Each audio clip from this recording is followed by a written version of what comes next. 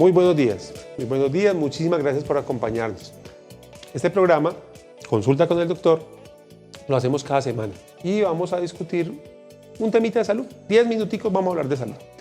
Este tema lo empezamos hace un par de semanas. Pueden de hecho ver los programas anteriores. Para eso les sugiero, los invito a que se suscriban. Este programa le pertenece a un canal que es el canal Guía Mis Pasos del Ministerio Guía Mis Pasos. Entonces pueden entrar a www.guiamispasos.org, allí sabrán más del ministerio.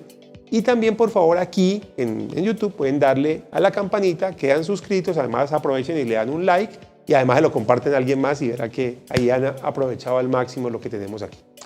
Bueno, entonces les decía, hace un par de semanas empezamos una secuencia hablando de tener mucho cuidado con los alimentos y hablábamos de que cuando tomamos alimento y sabemos que nos fue mal con lo que comimos y no me cayó mal, cuando eso ocurre pueden estar pasando tres posibles cosas: o que haya una intoxicación, o que haya una infección, o que haya una intolerancia. Y estamos hablando en detalle. La semana pasada hablamos de la manipulación de los alimentos para evitar las infecciones, para evitar que prosperen bacterias, virus, hongos en la comida que puedan causar cierto. Pero hoy voy a hablar brevemente de qué pasa cuando nos falla, qué pasa cuando ya la bacteria está ahí. Pues resulta que cuando nosotros comemos un alimento que contiene bacterias, pues a veces no pasa nada. Por ejemplo, el caso del kumis. El kumis, el yogur, el kefir que está de moda ahorita, pues uno lo que hace es que pone bacterias a que fermenten la leche y se toma el producido de eso. Y digamos que algunas bacterias son buenas. Nosotros necesitamos bacterias en el cuerpo para procesar los alimentos. De hecho, en el colon tenemos bacterias que son, si no fuera por ellas no tendríamos vitamina B12, que cuando yo tomo vitamina B12 eso no se absorbe. De hecho, cuando a mí se me baja la vitamina 12 tengo que inyectármela, porque no entra normalmente, sino que son las bacterias las que la procesan y nos permiten tenerla. Entonces nosotros necesitamos bacterias. Pero algunas bacterias son patógenas. Patógeno significa que causan enfermedad. Entonces algunas bacterias nos hacen daño. ¿Y cómo nos hacen daño las bacterias? Tienen varias maneras de hacerlo. Una manera es por daño directo. Entonces, por ejemplo, hay unos parásitos que llaman amibas. De pronto dirán, no, es que las amibas. También hay otros parásitos multicelulares como las tenias, las lombrices, ¿sí? Hay muchos seres vivos que entran por la boca, no siempre, a veces entran también por la piel, van al intestino y allá se comen nuestra comida. A eso les llamamos parásitos intestinales, ¿sí? Entonces, cuando nosotros comemos cualquier cosa, podemos estar entrando un huevo de un parásito o una bacteria. Puede ocurrir perfectamente que usted, no sé, va a morder la guayaba y ahí encuentra el gusanito, ¿sí? Y también puede ocurrir que no lo vea, porque puede estar pisado de una mosca y tener allí el huevito y eso es invisible, eso es microscópico. Entonces, por esa razón tomamos esas precauciones de las que hablamos la semana pasada, que esencialmente eran la higiene, o sea, lo que es lavado de manos, limpieza de utensilios, y tres cosas importantes que vimos que eran descongelar en frío,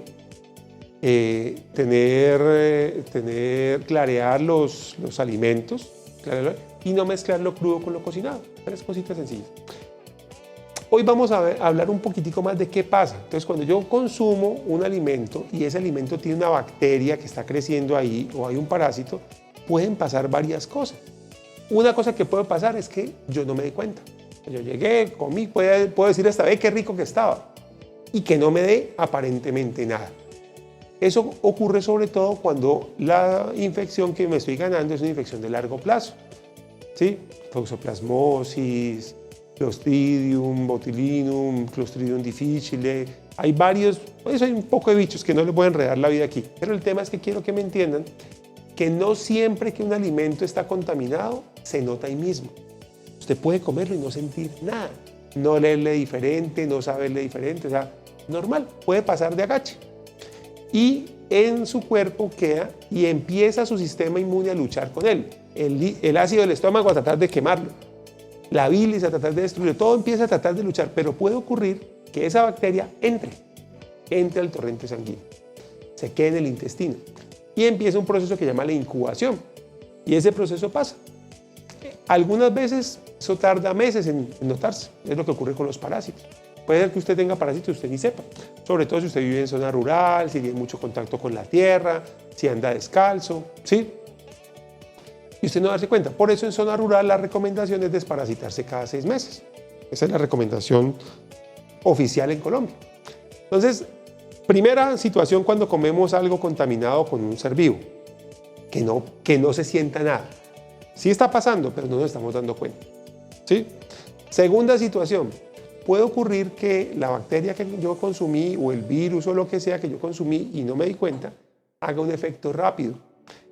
Cuando eso ocurre, normalmente no es una infección como tal, sino que la bacteria ha producido unas sustancias y esas sustancias son las que causan el efecto. ¿Me explico?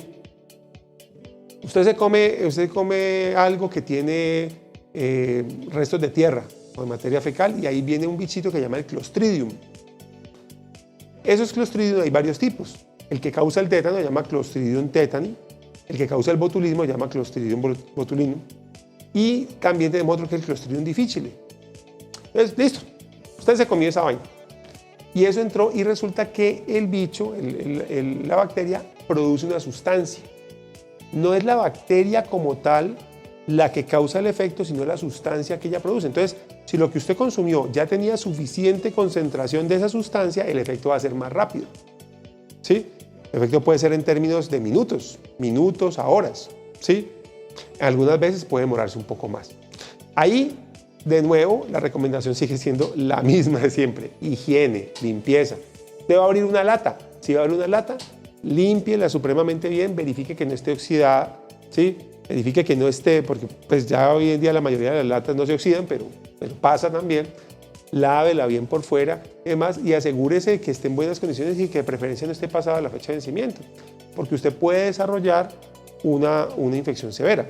Para que se hagan la idea, de las cosas que consumimos por alimentos, digamos que lo más normal es que la gente piensa que le va a dar vómito y diarrea, y sí, es lo más común, porque son mecanismos de defensa del cuerpo para salir de esa sustancia. Entonces, llegó y el cuerpo no la pilló al principio, pero ya detectó que hay algo malo, entonces usted empieza a vomitar, pero el cuerpo está tratando de botar eso, o le da diarrea, pero el cuerpo está tratando de botar eso, de salir de eso, ¿sí? Sin embargo, a veces ese mecanismo de defensa no es tan efectivo y puede llegar a pasar muchas cosas. Entre esas, uno puede quedar paralizado. Por ejemplo, la intoxicación por botulismo genera que uno se paralice. Entonces, ojo, que algunas veces no es tan evidente que sea sencillamente vómito y diarrea. Entonces, por favor, mucho cuidado con el tema alimentario, ¿vale? Entonces, primera situación, que se incube de largo plazo. Segunda situación, que se incube en un corto plazo. Y dentro del corto plazo, tener en cuenta que no necesariamente los síntomas van a ser vómito o diarrea. De hecho, si eso aparece, usted está vomitando con diarrea, no pare el vómito ni la diarrea. Deje que el cuerpo esté tratando de botar eso. Déjelo salir y eso sí consulte. Finalmente, la moraleja de este capítulo es que los efectos de una infección alimentaria pueden ser no tan evidentes y no siempre los va a notar usted con el olor, ¿sí? No siempre el olfato va a ser suficiente para detectarlo.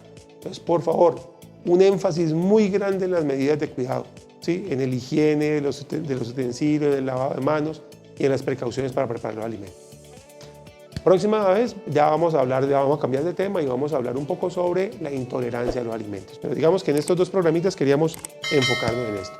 Muchísimas gracias, espero que les haya gustado, que sea de utilidad y que lo compartan. Hasta luego.